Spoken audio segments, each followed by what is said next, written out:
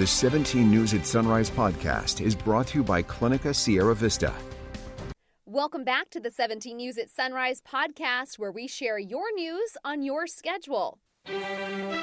Working in the spirit of the Golden Empire, this is 17 News at Sunrise. Good morning. It's 5 a.m. Good to have you with us. I'm Maddie Jansen alongside Alex Fisher. A lot to get to today, but some gorgeous weather yesterday to start off the week. I had to take advantage of it yesterday. Driving home, looking at the sunshine, I was like, we have to get out and go take a hike today, boys. I know there's a lot going on for everybody right now, but it's so nice to get out there. One thing I definitely noticed, though, those warmer temperatures, and boy, did it feel like it was a hot day. Let's turn things over to Kevin Charette, who has a look at our forecast as we see the warm temperatures, at least for, what, one more day? Yeah, I think the heat got to Maddie's kids yesterday because she had posted a video of, I think it was Wyatt or something. He was making these funny faces, and he was having a good old time. He was being a bird. He was being a bird.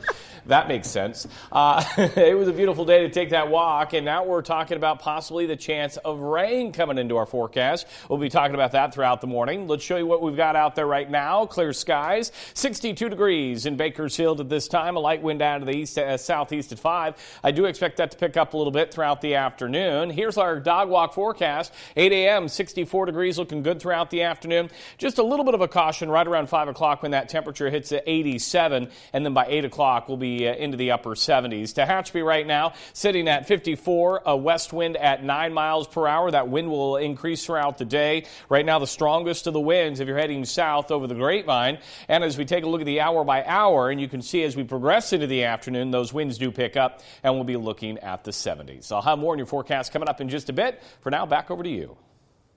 All right, thanks, Kevin. We begin with some breaking news from overnight. At least 2 people were seriously hurt in a rollover crash in downtown Bakersfield early this morning. Here's a look at the aftermath. The crash happened just before 3:45 a.m. on 24th and 8th Streets. Photojournalist on the ground says at least 2 people were seen being pulled from one of the cars and rushed to the hospital. We're still trying to get more information from Bakersfield Police, and we'll let you know as soon as we get any updates. And just about an hour earlier, another major crash near the Bluffs. CHP responded to Panorama Drive and Alfred Harrell Highway after a car drove down the hillside. We're working to get more information, but CHP has not provided any details on the crash yet.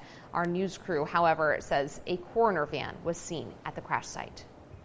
Troubling news for Kern County as federal health data shows our county is one of the most hesitant counties in the state when it comes to receiving the COVID-19 vaccine. The data comes from the U.S. Department of Health and Human Services. It shows that Kern County is the 7th highest in the state in regards to hesitancy.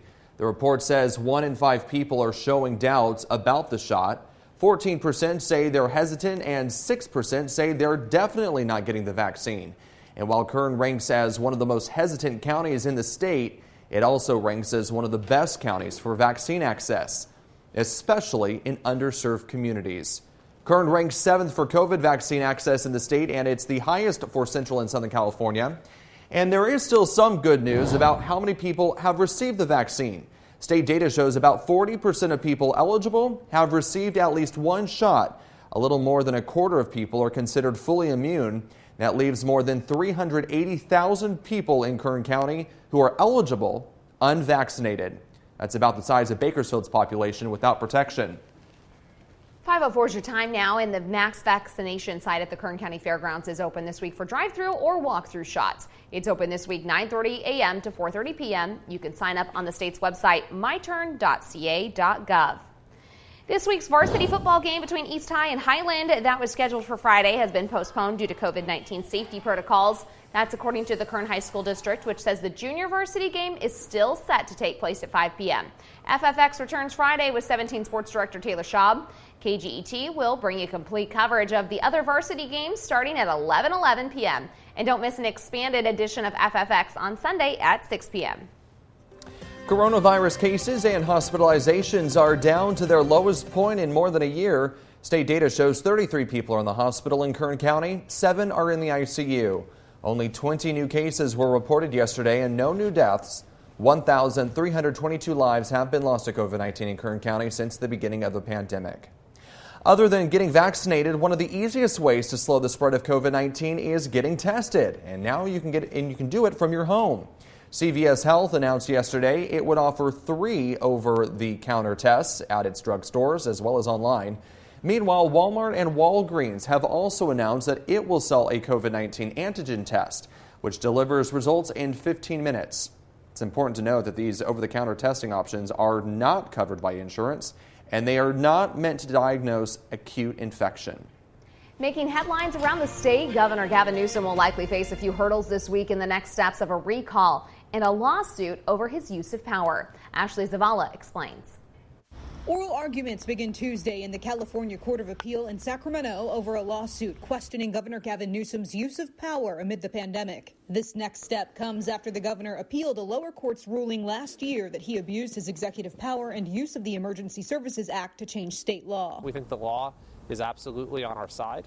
The California Constitution does not countenance an autocratic form of government under any circumstances. Assemblyman Kevin Kiley is one of 2 Republican lawmakers taking the governor to court over the issue. Oral arguments come 2 weeks after the governor announced the state would drop pandemic-related restrictions and allow for a full reopening of the state June 15th. That he's planning to continue to exercise these sweeping emergency powers for over 2 more months, regardless of whether there is any justification for it. And so I think it just all the more clearly demonstrates the need for a ruling by the courts, but it's also going to be the first binding precedent by a California Court of Appeal relating to the limits of a governor's emergency power. We have to remember the people that are filing the suit are Republican legislators who want the governor recalled. I mean, there's pure political motivation. Stephen Maviglio was press secretary for recalled Governor Gray Davis and is now a Democratic strategist. I think the governor got a lot of criticism from that in the public court. As opposed to the court system. So I think he's learned his lesson on that. But, I think we're also not in that kind of crisis mode now as we were back then. In the coming days, elections officials are set to determine whether a recall petition has enough signatures to qualify for the ballot. How much this lawsuit could impact the recall effort is to be seen. I think everything that the governor does in this day and age has to be viewed through the prism of the recall. Newsom's office says the governor looks forward to defending the state's emergency response to COVID-19 in the Court of Appeal. Oral arguments begin Tuesday at 9:30 a.m. Reporting at the state capitol, Ashley Zavala, 17 News. Switching gears to education news now. After a nationwide search, the Board of Trustees announced that their 6th chancellor of the Kern Community College District will be Dr. Sonia Christensen. She was selected to lead the district yesterday. Christian has been with the Bakersfield College for 20 years and says she's elated to step into this new role. I'm happy. I'm moved. It's been, this is my home, the Kern Community College District.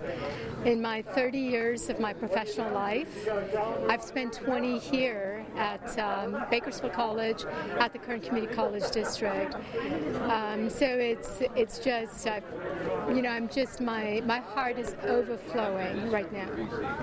Dr. Christian says she's eager to lock arms with students and faculty to bring new, bold, and innovative approaches to the Kern Community College District. And the Kern High School District is holding a virtual teacher information night later today to meet potential job candidates. You'll be able to learn about open positions and the application process, do interviews, and more. The district says they're looking to hire more than 200 teachers in all subject areas, including special education and career technical education. The first sessions will be held from 4 to 5 p.m. and 5 to 6 p.m. with more sessions on April 27th. Bakersfield Latin reggae group Menta Buru is teaming up with Bakersfield College to release Renegade Sounds, a 3-song EP featuring a new recording of the iconic Bakersfield College Renegade fight song. Airplane air goes where the whistle blows. We'll fight right where we choose. In the night, we are battling today as we battle. Bakersfield College Music Department professor Josh Odom was approached by the group's lead vocalist Matt Munoz in 2017 about recording new arrangements of the song with students as a class project. The group says the result has surpassed their expectations and they're excited for everyone to listen. Renegade Sounds will be released on all major streaming platforms on May 3rd.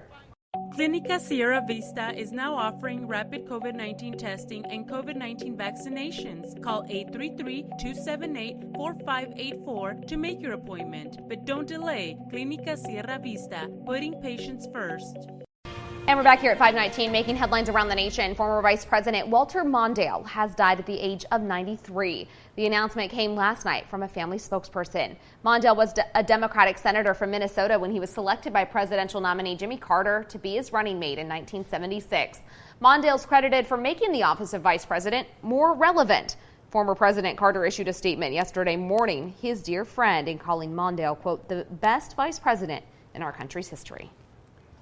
The Green New Deal is set to be reintroduced today by Senator Edward Markey and Congresswoman Alexandria Ocasio-Cortez. The two Democrats introduced the legislation more than 2 years ago. And this week, progressives are expanding that proposal into a broader package of plans that is likely to test where the Democratic Party's ideals are.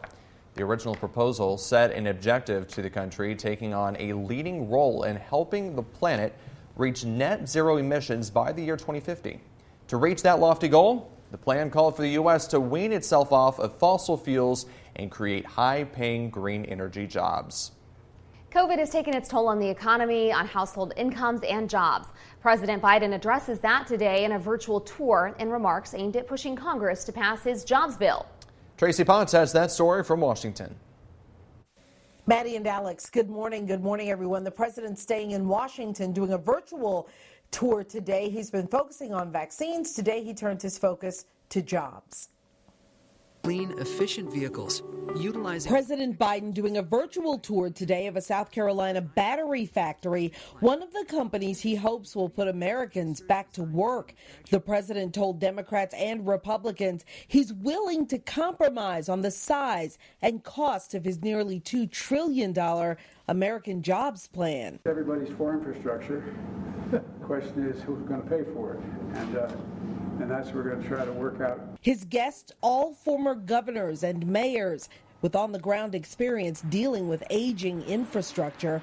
Republicans worry the president's price tag, on top of trillions already spent on COVID relief, is too much. We've got to stop treating government like spending its money like monopoly money. The Biden administration is also trying to convince Americans that vaccines are safe. So what we say to anyone who has doubts about getting a vaccine, we leave it up to you.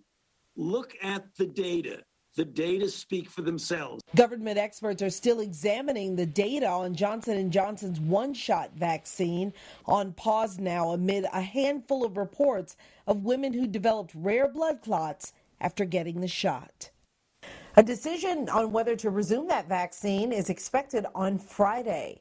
Tracy Potts, 17 News. KGET Business Watch is brought to you by Grapevine MSP Technology Services, the Valley's leading IT service provider.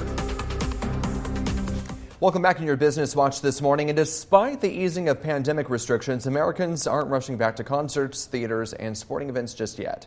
A new study shows only 16% of U.S. adults currently have a ticket to an upcoming live event. But the study from Bankrate.com finds younger adults, Gen Z, and millennials are far more likely than those who are older to hold a ticket. 38% of respondents said they would be more likely to attend a public ticketed event if the organizer required a proof of a COVID-19 vaccine. Coca-Cola will raise prices on its drinks to offset higher commodity costs. When the pandemic hit, Coke shifted production to large bulk packaging for consumers spending more time at home and stockpiling at the grocery store. But before the pandemic, Coke had been pushing smaller cans and bottles, which usually carry a higher price per ounce for the consumer. The beverage company joins a number of other companies in hiking prices. Before you book your next vacation, listen up. The U.S. State Department is adding more countries to its Do Not Travel list. Yesterday, official says it is boosting its guidance to include 80% of countries worldwide due to the COVID-19 pandemic. There are currently 34 countries on the Do Not Travel list. Some of those include Brazil, Argentina, Haiti. Getting to 80% would mean an addition of nearly 130 countries. The State Department said in a statement that the change isn't because of current health situations in a given country, but rather, quote, reflects an adjustment in the State Department's travel advisory system. Working in the spirit of the Golden Empire, this is 17 News at Sunrise. The 17 News at Sunrise podcast is a production of KGET and Nexstar Media Group. For more on all of the headlines in today's show, head to kget.com.